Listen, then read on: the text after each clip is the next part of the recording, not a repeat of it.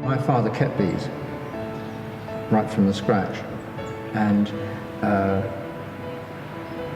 we used to be afraid of them.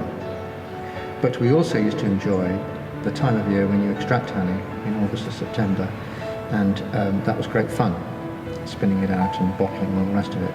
So it was a source of fascination and excitement and fear. So I suppose when I was offered the opportunity to manage 2 hives from a beekeeper who'd died, and his bees were on an allotment where I was working, I just saw that as an opportunity. And the learning curve of a beekeeper is quite steep, and the world of a bee is quite complex in some respects, and the more you learn, the more you understand, and the more you can be an effective beekeeper.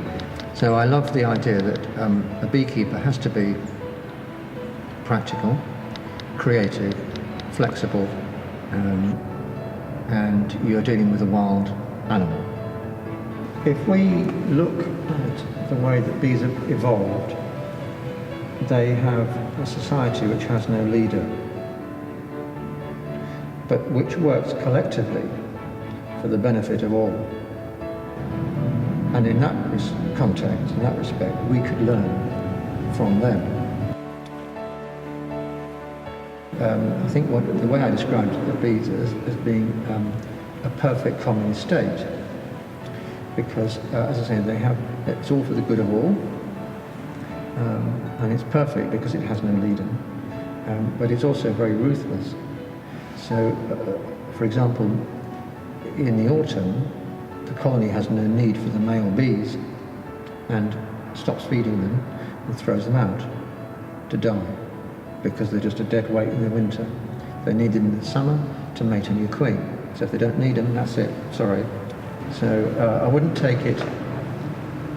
copy the hive mind entirely, no. But a great deal of what the bees do is very selfless. But people do ask how often you get stung, and I say, well, I went through 1 million bees last week and I didn't get one sting. That's because the bees are evenly tempered. Maybe there's nectar flow on, so they work hard at work. Maybe I'm not a clumsy beekeeper, so I work around them and I work effectively. But either way, I don't squash bees and all that sort of thing, so I don't get stung.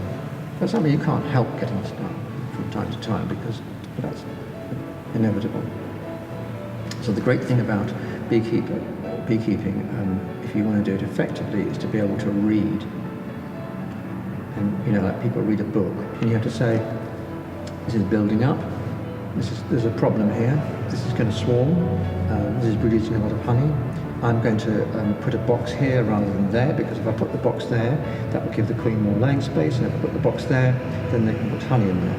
My neighbour came to me and she said, Eric, I know why you like beekeeping, she said, because it's both absorbing and engaging.